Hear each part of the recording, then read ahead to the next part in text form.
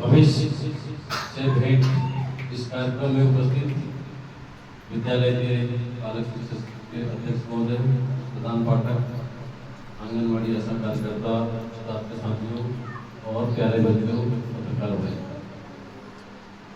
ये जो कार्यक्रम है भविष्य से भेंट, इसके पीछे शासन का जो मुख्य उद्देश्य है, भविष्य का मतलब समझते ना, जो 8वीं क्लास में बच्चे जाते हुए मतलब 3 काल होते हैं, एक वर्तमान काल, भूतकाल और भविष्य काल। भूतकाल मतलब आज से पहले जो निकल गया, कल क्या था, भूतकाल था। अभी क्या है, वर्तमान काल चल रहा है, कल क्या होगा, वो भविष्य काल था। तो आप जो है ना, ये भविष्य हैं इस गांव के, इस स्कूल के, इस देश के, मतलब बच्चे ही हमारे भविष्य बनते हैं आगे जाके। आज आपको नहीं पता है कि आप आगे जाकर क्या करने वाले हैं। अभी तो आप बहुत छोटी उम्र में हैं, अभी आपको अभी वर्तमान की चिंता रहती है, भूख लगी तो रोटी मांग ली, प्यास लगी तो पानी पी लिया, स्कूल का टाइम हो गया तो स्कूल चले गए, रात को नींद आई तो सो गए। ये छोटे बच्चों की दिनचर्या होती समझ में। लेकिन यही छोटे छोटे जब बड़े होते जाते हैं तो समझदार होते जाते हैं, समझदार हो जाते हैं, तो फिर ये आप अपने भविष्य का स्वयं निर्धारण कर सकते हैं कि आपको क्या बनना है। जिसको कुछ नहीं बनना है उसको कुछ नहीं करना होता है। आपने देखा होगा आपके गांव में बहुत सारे लड़के लड़कियां होंगे जो कुछ नहीं कर रहे हैं, मजदूरी कर रहे होंगे, घर में लड़कियां होंगी तो अपने मम्मी पापा का हाथ बढ़ा रही होंगी, है ना। उन्हें अपने लिए कोई उपलब्धि नहीं हासिल की। क्यों नहीं की? क्योंकि उसने अपने भविष्य के सुनहरे सपने नहीं देखे ना। अपने राष्ट्रपति, आपको शायद नहीं मालूम होगा, कलाम साहब हमारे पहले राष्ट्रपति रहे थे, काफी पहले, आप बहुत छोटे रहे होंगे। वो बच्चों से बहुत प्रेम करते थे और यही कहा करते थे कि बच्चों को हमेशा ऊंचे सपने देखने चाहिए, छोटे सपने नहीं, बड़े सपने। यदि कोई आपसे पूछे कि आपको क्या बनना है तो आप क्या बताओगे?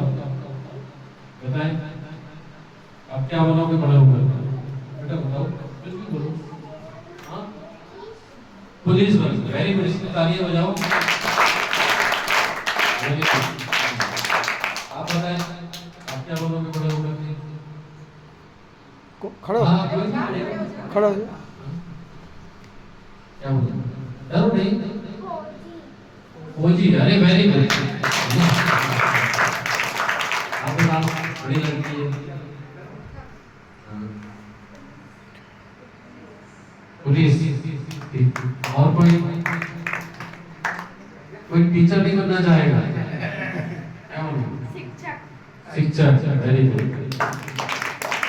कोई डॉक्टर बनना चाहेगा? कोई हाथ पकड़ो, डॉक्टर इसको बनना है। क्या नाम है तुम्हारा? इसके लिए भी ताली बजाओ। कोई इंजीनियर बनना चाहेगा? इंजीनियर।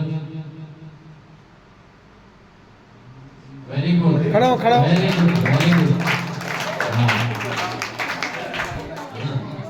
खड़ा होके बताओ। ये सब, इसके लिए भी ताली बजाओ। क्या नाम बेटा तुम्हारा? खड़ा हो जाओ, खड़ा हो जाओ। कौन सी क्लास पढ़ते हो? अरे भाई,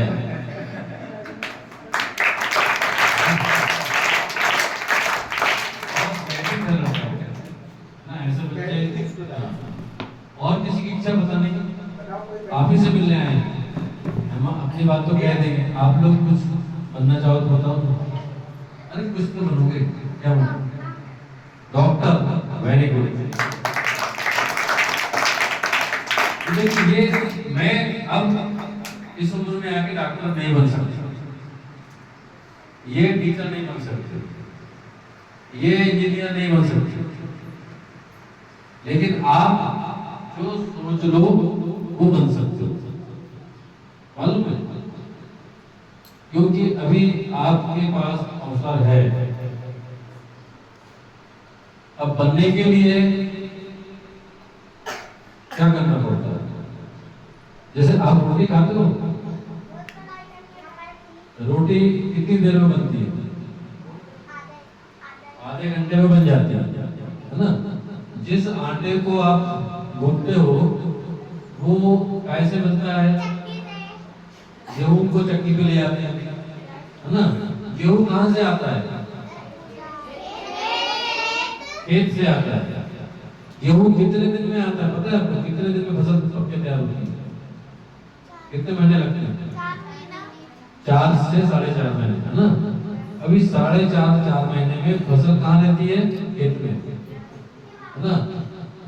गेहूं का पौधा देखा आपने? छोटा सा रहता है, पतली पतली पत्तियां रहती है, छोटा सा बीज रहता है, पानी देते खाद देते बढ़ता है। वो 24 घंटे कहाँ रहता है? बाहर रहता है। उसके ऊपर पूरे टाइम धूप पड़ती है। आपको धूप में खड़ा करते हैं 3 घंटे के लिए तो क्या होगा? आपको चक्कर आ जाएगा, है ना? ऐसे ही ठंड के दिन में ठंड पड़ती है ना, ओस गिरती है, वो पूरे टाइम ठंड में रहता है, उसको रजाई गद्दा नहीं मिलता है। आप लोग ओढ़ते ना, बनियान पहनते हो, रजाई ओढ़ते हो, गेहूं को मिलती है क्या? वो बाहर रहता है। इतनी मुसीबतें झेलने के बाद में 4.5 महीने के बाद में उसमें दाना बनता है। फिर उस दाने को हम निकालते हैं, फिर पीसते हैं, फिर आटा गूंथते हैं, फिर तवे पे सेकते हैं, फिर वो खाने लायक बनता है। तो एक प्रक्रिया है ना।